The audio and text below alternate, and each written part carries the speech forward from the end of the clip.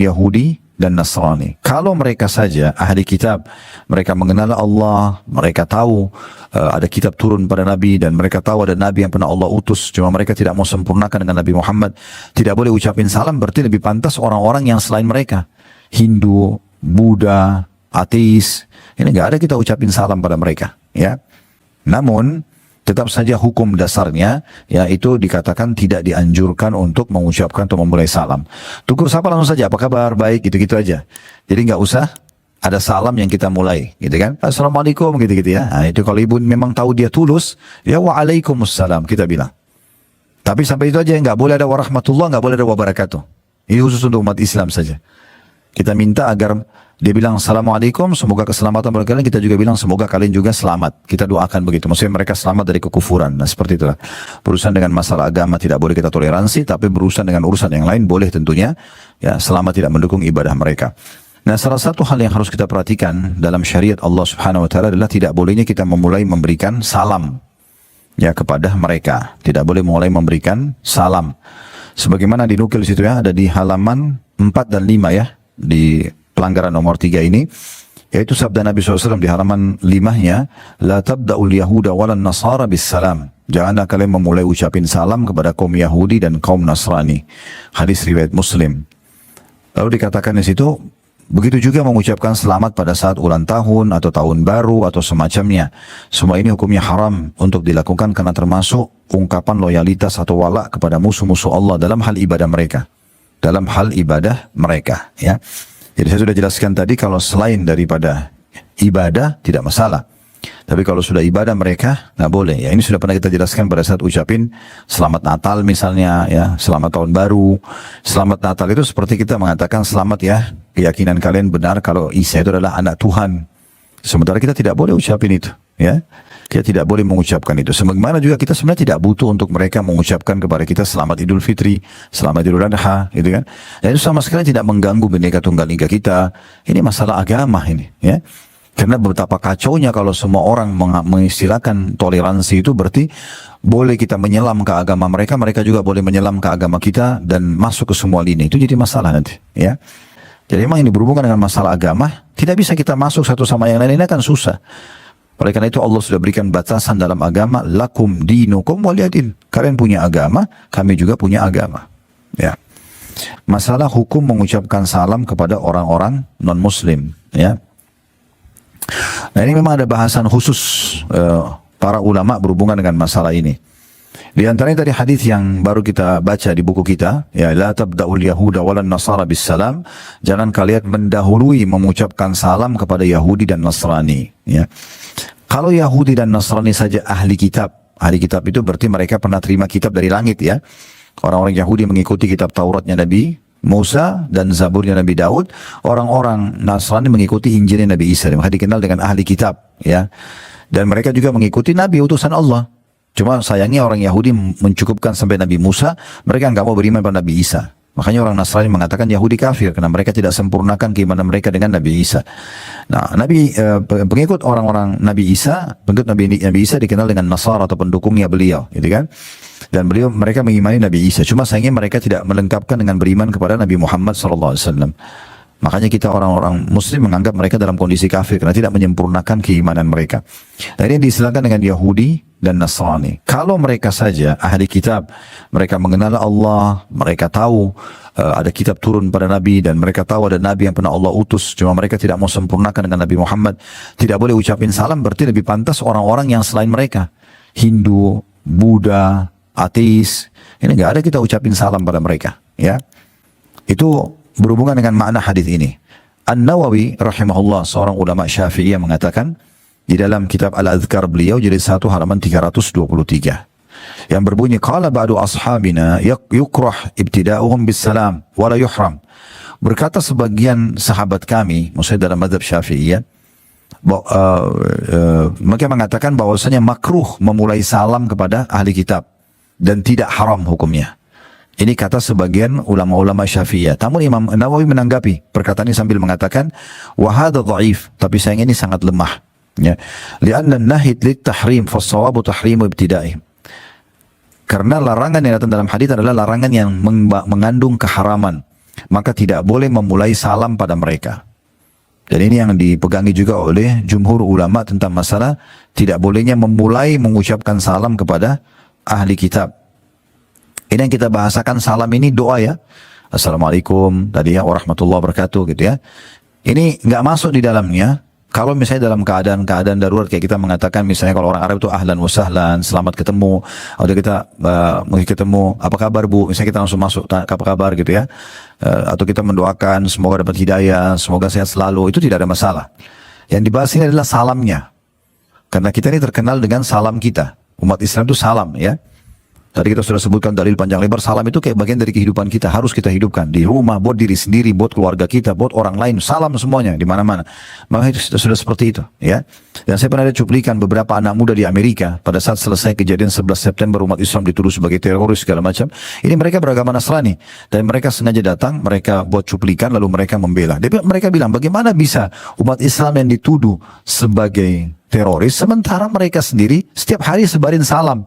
Salam itu baru mereka terjemahkan. Salam itu kesejahteraan buat kamu, keselamatan.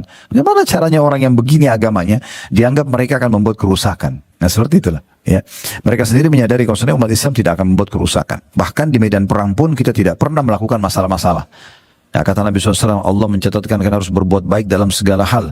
Kalau kalian harus membunuh-bunuh dengan cara yang santun. Kalau harus sembelih-sembelih dengan cara yang santun. Tajamkan pisau kalian, tenangkan sembelihan kalian. Kalau musuh pun di medan perang kita sudah tusuk mati, nggak boleh lagi kita mutilasi, nggak boleh bakar dan segala macam hal.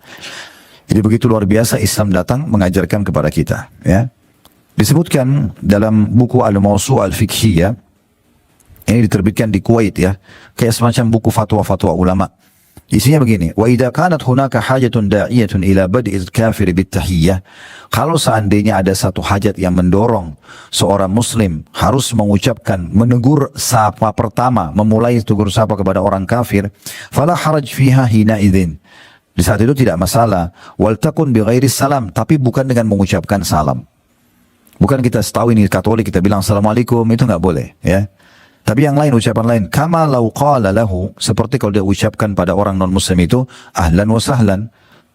Ahlan wa sahlan maksudnya seperti kita bilang selamat datang, gitu kan, kalau datang ke rumah kita, itu boleh. Au kaifa haluk wa nahwa dzalik, atau apa kabar Anda, atau yang serupa dengan itu, misal. Ya. Lianna tahiyyat hina idzin li ajli haja la li ta'dhimihi. Karena pada saat itu karena ada hajat dan bukan karena mengagungkan, ya.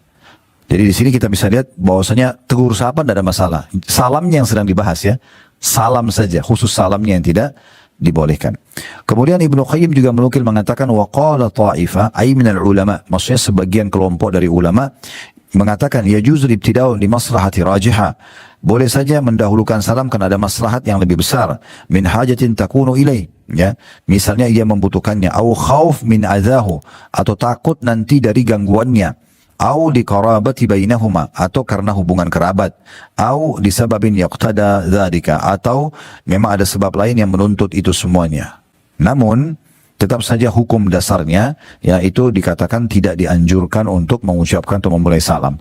Tegur sapa langsung saja, apa kabar, baik, gitu-gitu aja. Jadi nggak usah ada salam yang kita mulai, gitu kan? Kemudian juga Ibnu Hajar mengatakan jawadus salam alal muslimin idza kana ma'ahum kuffar wa yanmihi naidin bis salamil muslimin. Kalau seandainya seorang muslim masuk ke satu komunitas, di situ ada muslim sama ada orang non muslim, maka boleh dia ucapin salam. Niatnya mengucapkan salam untuk kaum muslimin, bukan untuk orang non muslim, gitu ya. Nah ini dibolehkan, ini sebagaimana dinukil dalam Fathul Bari dari buku Syarah Sahih Bukhari gitu ya. Jadi ini masih dibolehkan. Tetapi kalau kita memulainya maka jangan ya. Sekarang bagaimana pertanyaan selanjutnya, kalau seandainya non muslimnya yang memulai mengucapkan salam kepada kita, apa yang harus kita lakukan? Misalnya ibu masuk ke satu toko punyanya orang non muslim, kan tidak bisa gitu ya, mungkin beli pecah belah, mungkin beli buah, ibu dikenal sama pemiliknya, dia lihat ibu berjilbab, assalamualaikum bu, misalnya orang non muslim ucapin, apa yang harus kita lakukan? Nah ini dijelaskan oleh Syekh Utsaimin rahimahullah berhubungan dengan masalah ini. Beliau merincikan mengatakan dari ucapan assalamualaikum ada dua hal dulu harus diperhatikan, yaitu pengucapan. Kita lihat kalau orang-orang non muslim itu mengucapkan salam kepada kita dengan niat mencelakakan kita. Contohnya begini, pernah terjadi di masa Nabi SAW dalam riwayat sahih, ada beberapa pendeta Yahudi lewat di hadapan Nabi nih ya.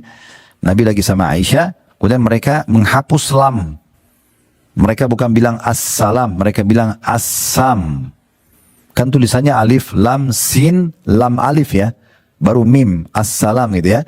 Dia hapus alifnya atau lamnya, dia cuma assam. Assalam artinya kesejahteraan, kalau assam artinya kematian. Jadi orang-orang Yahudi ini, mereka pikir Nabi gak dengar. Lalu mereka bilang, Assalamualaikum. Gitu. Aisyah dengar. Aisyah tahu ini perkataan mereka. Nabi juga sebenarnya dengar. Lalu Nabi bilang, Wa'alaikum. Tahu artinya apa wa'alaikum? Dan untuk kalian juga. Kan gitu. Kan kalau kita bilang, kalau orang bilang Assalamualaikum, semoga keselamatan bagi kita bilang kan Wa'alaikumussalam dan untuk kalian juga. Kan gitu. Jadi kalau dia doakan keburukan, Assalamualaikum, semoga kematian buat kalian. Kita bilang Wa'alaikum, ya untuk kalian juga. Seperti itu ya. Maka Aisyah mengatakan, ya Rasulullah, tidakkah anda dengar? Karena Aisyah langsung marah mengatakan, semoga assam buat kalian, kematian buat kalian, hai orang Yahudi. Lalu Nabi SAW mengatakan, tenang wahai Aisyah, tenang saja. Gak usah emosional gitu. Lalu kemudian Aisyah mengatakan, ya Rasulullah, tidakkah anda dengar apa yang mereka ucapkan? Mereka bilang assam. Maka kata Nabi SAW, tidakkah kau dengar jawabanku? Aku sudah jawab. Ingatlah, doa mereka kepada Allah untuk kita tidak diterima. Doa kita kepada Allah untuk mereka diterima. Mereka bilang kematian buat orang Muslim tidak diterima sama Allah. Tapi kalau kita bilang untuk mereka itu bisa diterima. Nah itu kalau misalnya mereka niatnya mendoakan keburukan atau olok-olok. Ya. Misalnya ibu lagi lewat, dia tahu nih orang, misalnya ibu ada di satu negara, kita minoritas Muslim, misal ibu lewat, atau mungkin di daerah Islam tapi ibu lewat di depannya orang-orang mabuk, anak-anak muda lagi mabuk pinggir jalan, mereka ucapin salam untuk olok-olok, Assalamualaikum gitu-gitu untuk godain, ibu pakai jilbab nih ahli surga lewat, apalah gitu, contoh, ibu nggak usah salam, nggak usah dijawab gitu, cukup bagi mengatakan waalaikum bisa juga gitu kan, karena memang mereka bukan niatnya untuk salam, kan gitu, mereka untuk keburukan nih. Maka kita bisa cukup menjawab wa'alaikum. Nah kalau mereka mengucapkan pakai lam lengkap, assalamualaikum. Memang niatnya karena memuliakan salamnya umat Islam. Assalamualaikum. Dia non-muslim ucapin karena dia berada di mayoritas muslim begini. Dia ucapin, kita bilang wa'alaikumussalam. Boleh ada salamnya. Wa'alaikumussalam. Bisa wa'alaikum saja, bisa wa'alaikumussalam. Ya. Jadi semoga juga keselamatan buat kalian. Salah satu maknanya keselamatan adalah kalian selamat dari kekufuran itu. Seakan-akan kita doakan mereka. Nah ini bagian daripada hal yang harus digarisbawahi. Dan ini tidak boleh sembarangan ya.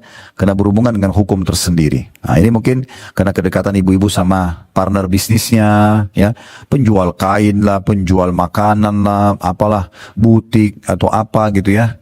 Mungkin tempat-tempat yang biasa ibu datang, itu yang punya non-muslim karena ibu tidak salah pelanggan dia, Assalamualaikum gitu-gitu ya. Nah, itu kalau ibu memang tahu dia tulus, ya wa'alaikumussalam kita bilang. Tapi sampai itu aja, nggak boleh ada warahmatullah, nggak boleh ada wabarakatuh. Ini khusus untuk umat Islam saja. Kita minta agar dia bilang Assalamualaikum, semoga keselamatan bagi kalian, kita juga bilang semoga kalian juga selamat. Kita doakan begitu, maksudnya mereka selamat dari kekufuran. Nah seperti itulah. Tapi ingat, kalau cuma olok-olok saja, apalagi maknanya dia ubah ini, jangan dijawab kecuali wa'alaikum saja. Kecuali wa'alaikum saja. Allahu a'lam.